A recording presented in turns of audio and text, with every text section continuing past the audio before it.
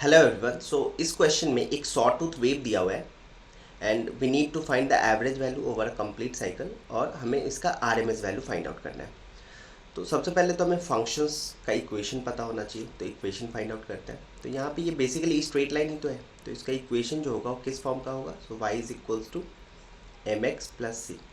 ना यहाँ पे y is basically F T, तो F T is equals to and X axis is representing time, so M T plus C. Now m और c यहाँ पे हमें फाइंड आउट करना होगा। m is the slope. Slope कैसे find out करते हैं, तो slope is basically y by x. तो y हो गया 4 और ये हो गया 1, सो दैट इज 4/1। तो स्लोप हो गया 4/1, दैट इज 4। c का वैल्यू फाइंड करने के लिए हमें कुछ एक कंडीशन लगाना पड़ेगा। तो यहाँ पे आप देख सकते हो at t is equals to 0.5 जो फंक्शन है वो 0 है। सो ये कंडीशन लगा देते हैं, at t is equals to 0.5 the function is 0। So ये पुट करते हैं, तो यहाँ पे आ जाएगा 0 is equals to 4 into 0.5 plus C. तो सी का वैल्यू यहाँ से कितना आ गया, -2। तो हमें यहाँ से इक्वेशन मिल गया। इक्वेशन क्या आएगा, F T is equals to 4t -2। So अगर हमें इक्वेशन पता है तो एवरेज कैसे फाइंड आउट करते हैं और आरएमएस कैसे फाइंड आउट करते हैं ये हमें पता है। सो एवरेज कैसे फाइंड आउट करेंगे, तो एवरेज किसी भी फंक्शन का एवरेज कैसे फाइंड आउट करते हैं, तो this is basically F T D T over D T.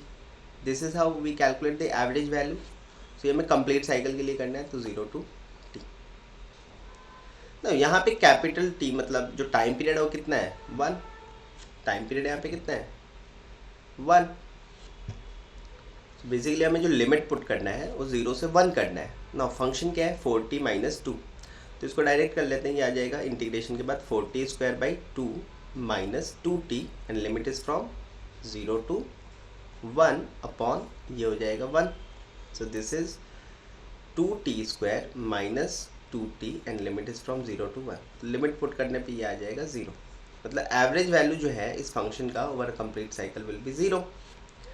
Now अब हम लोग बात करते हैं आरएमएस का, आरएमएस वैल्यू।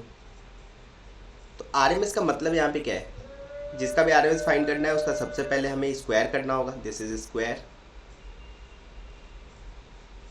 फिर हमें उसका मीन फाइंड करना होगा और जो भी आएगा उसका फिर हम स्क्वायर रूट कर देंगे, तो हमें आरएमएस वैल्यू मिल जाएगा। तो सबसे पहले जो हमारा फंक्शन है F T which is 4t -2, इसका सबसे पहले हम स्क्वायर करते हैं। तो स्क्वायर करने पे ये आ जाएगा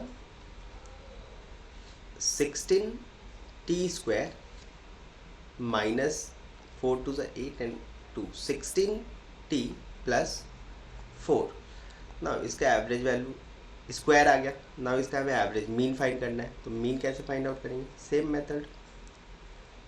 तो मीन फाइंड करने के लिए मैं डायरेक्ट कर रहा हूँ, तो ये आ जाएगा 16/3 t3 minus 16t²/2 plus 4t and limit is from 0 to 1 divided by 1।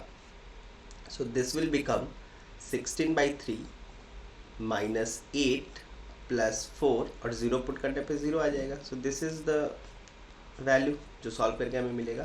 Now this is 16/3 minus 4 which is equals to 16 - 12 which is 4/3। तो मेन जो कॉन्सेप्ट था वो तो यहाँ तक ही है, उसके बाद आपको सिर्फ सॉल्व करना है। तो ये स्क्वायर मीन हमने फाइंड कर लिया। नेक्स्ट स्टेप क्या है, इसका रूट करना है, तो इसका रूट कर देते हैं, that will be the required result. तो इसका ये जो एवरेज हमने फाइंड किया इसका स्क्वायर रूट कर देता है, तो फंक्शन का हमें आरएमएस वैल्यू मिल जाए। मतलब फाइनल आंसर क्या होगा, 4/3 √। सो एवरेज वैल्यू यहाँ पे आ जाएगा 0 एंड आरएमएस वैल्यू आ जाएगा √4/3।